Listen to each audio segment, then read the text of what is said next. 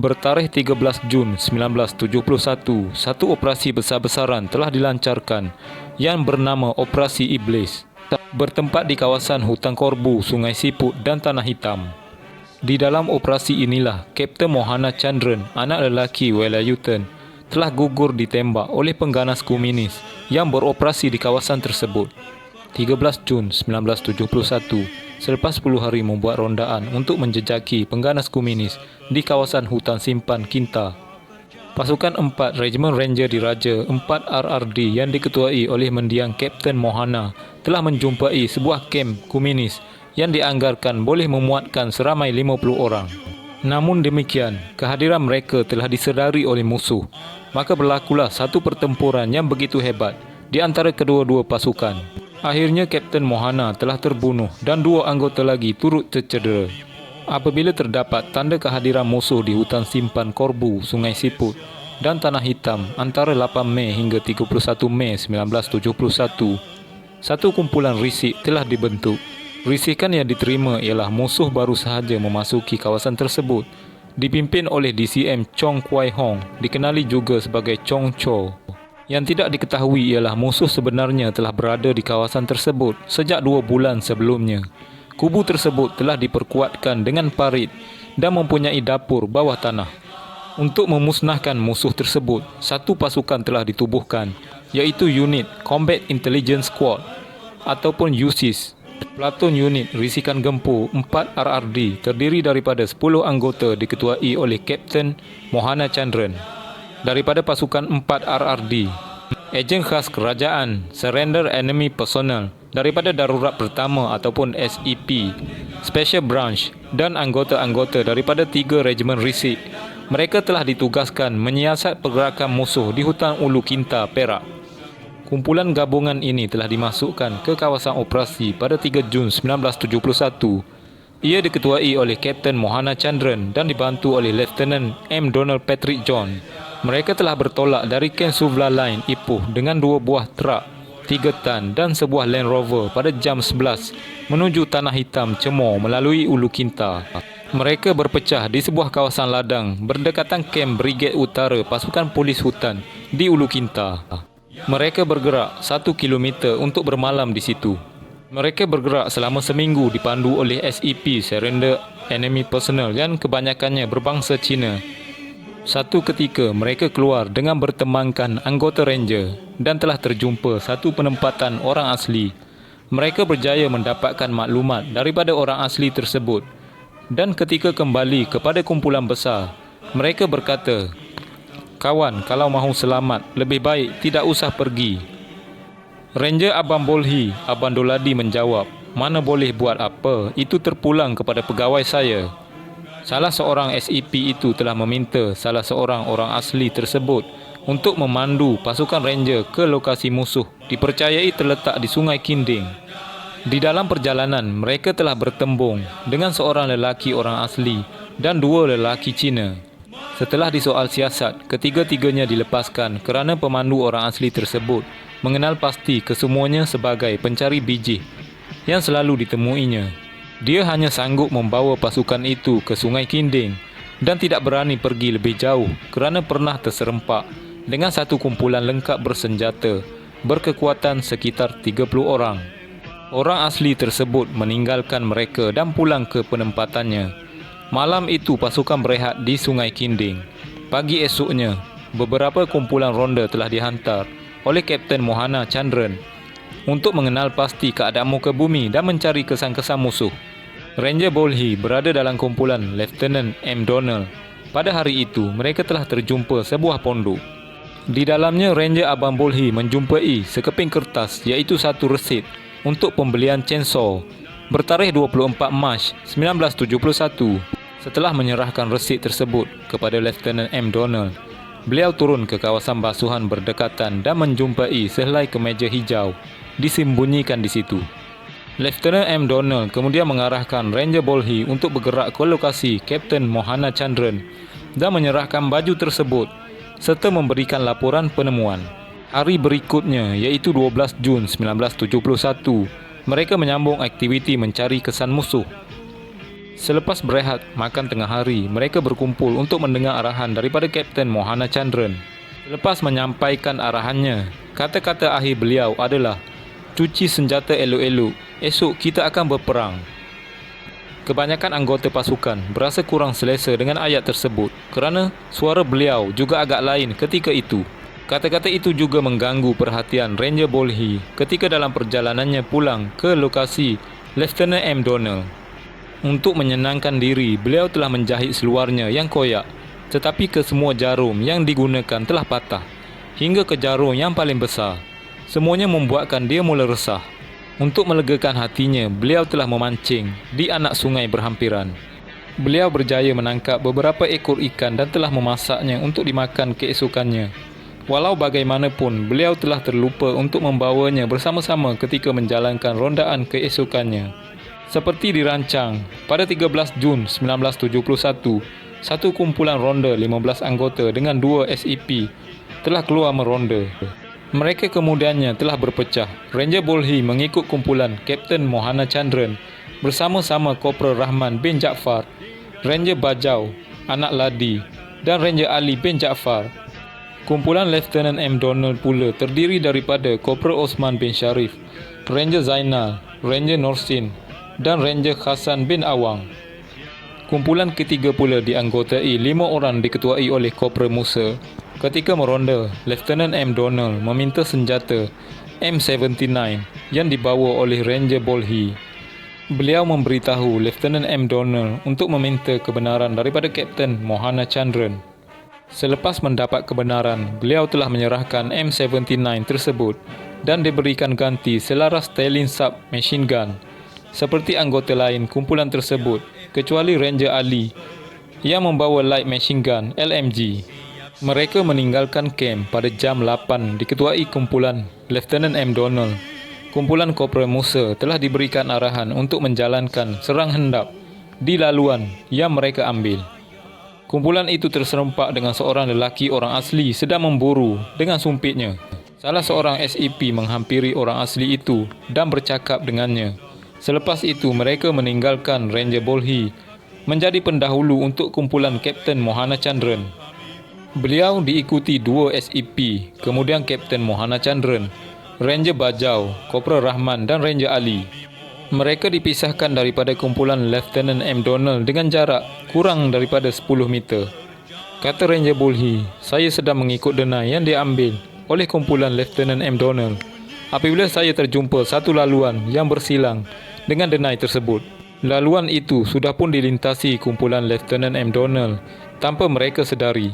Saya menunjukkan kesan pudar itu kepada SEP di belakang saya, SEP tersebut, dan saya mengikut jejak tersebut yang menyeberangi sebuah rabung. Selepas mengikut jejak itu untuk seketika, SEP itu mengesahkan ianya memang jejak musuh. Namun dia tidak pasti sama ada jejak itu membawa ke kem musuh atau sekadar menuju ke hujung rabung tersebut. Kami berpatah balik untuk membawakan berita penemuan tersebut kepada Kapten Mohana Chandran. Beliau mengarahkan pergerakan dihentikan dan menyuruh saya bergerak ke depan dan memanggil kumpulan Lieutenant M. Donald untuk berpatah balik dan bergabung dengan kumpulan kami bagi perbincangan lanjut. Saya berlari ke arah di mana kali terakhir saya melihat kumpulan Lieutenant M. Donald. Hampir saja satu ketika saya melepaskan tembakan ke arah satu bayang yang muncul tiba-tiba daripada celah semak. Rupanya ia adalah Korporal Osman, anggota terakhir dalam kumpulan Lieutenant M. Donald. Saya memberikan isyarat tangan memberitahu Korporal Osman yang kumpulan itu harus berpatah balik. Saya membawa mereka ke lokasi Kapten. Semasa briefing, Kapten Mohana Chandran memberitahu kami yang semua SEP itu keberatan untuk mengikuti jejak ke kem musuh tersebut. Mereka tahu maut yang bakal menyambut kalau mereka bertembung lagi dengan komrad-komrad lama mereka. Oleh itu, mereka enggan terlibat dalam pertembungan dengan kumpulan lama mereka itu. Jadi, Kapten telah mengarahkan mereka agar mereka balik ke pangkalan tetap di Sungai Kinding tanpa diiringi sesiapa. Kapten Mohana Chandran meminta bantuan melalui radio, tetapi beliau diarahkan agar menggunakan apa yang ada sahaja. Selepas makan tengah hari, sekitar jam 14, Lieutenant M. Donald bergerak bersama kumpulannya ke arah kanan rabung itu. Sementara kumpulan kami ke arah kiri, sambil kami berjalan, Kapten Mohana Chandran mengingatkan kami tentang sungai yang berada di bawah rabung itu, yang akan membawa kami ke Pekan Cemor sekiranya kami perlu melepaskan diri. Ketika turun daripada rabung itu, saya berada di depan, diikuti Kapten Mohana Chandran, Ranger Bajau, Kopra Abdul Rahman dan Ranger Ali. Saya perasan Kapten Mohana Chandran yang memakai baju kelabu kelihatan resah dan menghisap rokok tanpa henti. Bibirnya kelihatan pucat. Saya bertanya kepadanya kalau ada sesuatu yang tidak kena. Beliau menidakkannya. Perasaan aneh menjalar di benak saya. Saya cuba menyingkirkannya dengan berlari turun daripada bukit itu. Dan ketika sampai, saya dapati terdapat satu anak sungai siap dengan paip buluh. Saya mengisi botol air tanpa menyedari yang ianya adalah sumber air musuh. Kapten Mohana Chandran mengikut saya dengan pantas tanpa berhenti. Memotong saya melintasi anak sungai itu dan mula memanjat bukit di depan dengan cepat, seolah-olah beliau telah terhidu bau musuh. Selepas naik beberapa meter, saya nampak dia memberikan isyarat ibu jari kiri ke bawah, diikuti tunjukkan arah. Itu bermaksud musuh di hadapan. Tanpa membuang masa, saya berkejar ke arahnya. Sebaik sampai kepada beliau, beliau mengarahkan saya merisik kedudukan musuh di hadapan. Dengan perlahan, saya bergerak dan ketika sampai ke jarak 3 langkah panjang, saya nampak 3 orang musuh, 2 daripadanya sedang mengorek lubang. Berpakaian singlet putih dan seluar kelabu, sementara seorang lagi yang beruniform lengkap menjadi pemerhati. Tiba-tiba, mata kami bertembung dan sekelip mata berlalu sebelum sesiapa memberikan reaksi. Sementara itu, Kapten Mohana Chandran sedang bersembunyi di belakang sebuah batu besar di sebelah kanan saya. Anggota-anggota lain yang masih berada di bawah bukit belum sedar tentang apa yang berlaku. Saya berbelah bagi kerana kalau nak melepaskan tembakan, saya mungkin tak mampu menumbangkan kesemuanya. Sebabnya 3 lawan 1, mulanya saya nak baling granat 36 sahaja. Tapi terfikir juga mungkin granat itu akan gagal meletup. Akhirnya saya memutuskan melepaskan tembakan dengan Sterling submachine gun itu dan saya lihat ketiga-tiganya tumbang. Kami berbalas tembakan, tapak tangan saya berjaya ditembusi peluru musuh. Sebutir lagi tembus melalui belakang ketiak kanan saya dan keluar melalui dada kanan saya. Menderu darah membasahi saya. Saya berkata, "Ya Tuhan, matilah aku." Saya terjatuh dan tergolek turun daripada bukit itu.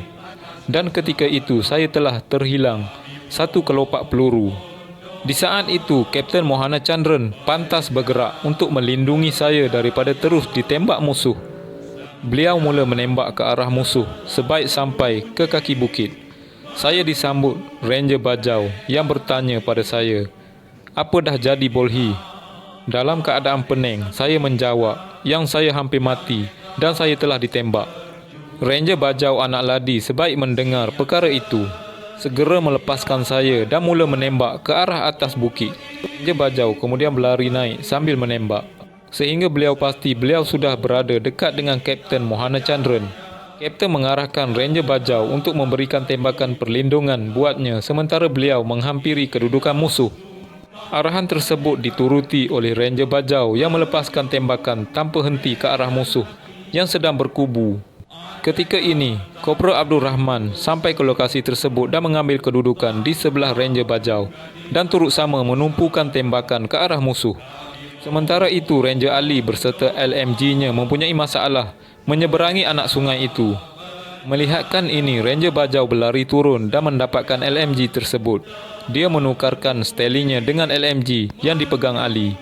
Dia terdengar Kapten Mohana Chandran berteriak, "Seksyen 1 ke kiri, Seksyen 2 ke kanan, serang, serang, serang," sambil memberikan arahannya dengan tenang dan jelas. Dalam keadaan berbalas tembakan itu, di mana Kapten Mohana Chandran menembak ke arah musuh sambil dilindungi oleh Kopra Abdul Rahman. Tembakan musuh rupa-rupanya telah menghentam Kapten Mohana Chandran. Ranger Bajau berlari naik ke bukit tersebut untuk memasang LMG bagi memberikan tembakan perlindungan kepada Kapten Mohana Chandran. Tanpa disedari Kapten Mohana Chandran, peluru musuh telah hinggap di kepalanya. Beliau terus menembak sebagai tindak balas refleks sehinggalah tubuhnya kaku sendiri. Di medan perang pada hari itu, di hutan Ulu Kinta, Perak. Walaupun beliau hanya bersama dengan sekumpulan kecil anggota, keberaniannya berjaya mengelirukan musuh tentang kekuatan sebenar pasukan kami. Beliau tahu kami berhadapan jumlah musuh yang lebih besar. Selepas pertembungan bermula, tapi ianya sudah terlalu lewat untuk menanti bantuan kerana hari sudah pun lewat. Apa yang tidak diketahui oleh Kapten Mohana Chandran ialah musuh yang menunggunya ketika itu sebenarnya hanya 1/3 daripada kekuatan penuh. Selebihnya ketika itu sedang menjalankan tugas meronda. Musuh daripada kedudukan atas bukit itu melepaskan tembakan bertalu-talu ke atas Ranger Bajau dan Kopra Abdul Rahman. Ranger Ali pada ketika itu sudah berjaya menyertai mereka, tapi sesiapa pun tak dapat bergerak kerana tembakan padat yang dilepaskan musuh. Kopra Abdul Rahman menimbang situasi tersebut dan memutuskan mungkin Kapten Mohana Chandran telah terbunuh kerana beliau sudah tidak bergerak dan suaranya sudah tidak kedengaran. Beliau sendiri tidak pasti pada ketika itu. Ranger Bajau terus maju menempuh peluru musuh sambil melepaskan tembakan bertalu-talu menggunakan LMG tersebut. Ketika sedang bergerak sambil cuba merebahkan musuh yang berada di atas bukit, Ranger Bajau terasa sesuatu berlanggar dengan peha kirinya. Beliau nampak darah mula membuak daripada kesan tembakan dan berteriak kepada Kopral Abdul Rahman, "Kopral, saya kena tembak di kaki." Beliau berlindung dibantu Kopral Abdul Rahman di sebalik seketul batu besar yang sebelumnya digunakan Kapten Mohana Chandran. Dengan kekuatan musuh yang jauh lebih besar daripada mereka, tak banyak yang mampu dilakukan Kopral Abdul Rahman dan Ranger Ali. Selepas beberapa ketika mereka terdengar bunyi letupan tembakan M79, kemungkinan daripada kumpulan Lieutenant M. Donald, yang nampaknya tidak banyak memberikan kesan kepada pasukan musuh. Musuh berterusan menghujani mereka dengan peluru. Selepas setengah jam tembakan hebat, ia mula surut. Kopral Abdul Rahman dengan telinga yang masih berdesing bunyi peluru dan mata yang kabur di asap daripada tembakan mula mencari Kapten Mohana Chandran. Tiba-tiba beliau terlihat sebuah topi hutan tergantung pada duri sejalur rotan yang berada di situ. Beliau mengenal pastinya sebagai milik komander kompeninya Kapten Mohana Chandran. Hatinya masih berharap ketuanya itu masih hidup untuk pulang bertemu ahli keluarganya, dan berat memikirkan sebarang kemungkinan kerana beban menjadi seorang ketua itu terasa berat di bahunya. Beliau merangkak ke arah Kapten Mohana Chandran yang terbaring sambil mengarahkan Ranger Ali memberikan tembakan perlindungan. Pada mulanya beliau tidak perasan sebarang luka pada tubuh Kapten Mohana Chandran. Beliau hanya nampak kesan 2 butir peluru pada sisi kiri dan kanan kepala Kapten Mohana Chandran. Selepas tubuhnya diterbalikkan, darah membuak keluar daripada luka itu dan tiada nadi di kesannya pada tubuh kaku itu. Kegusarannya sepanjang hari itu terbukti menjadi nyata. Kopra Abdul Rahman menarik dan mengheret tubuh kaku itu ke satu lekukan berdekatan dengan posisi sebelumnya.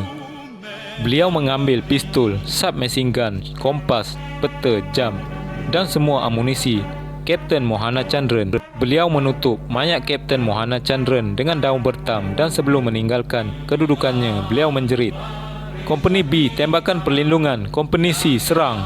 Ianya adalah satu tipu helah untuk membuatkan musuh berfikir yang terdapat 2 kompeni truk yang sedang menyerang mereka. Dengan teriakan itu, mereka terus menembak ke arah musuh. Selepas seketika mereka terdengar musuh mengemaskan barangan mereka untuk berundur dan melaung, "Caw, caw, caw." Beliau memberitahu Ranger Bajau dan Ranger Ali bahawa Kapten Mohana Chandran sudah meninggal.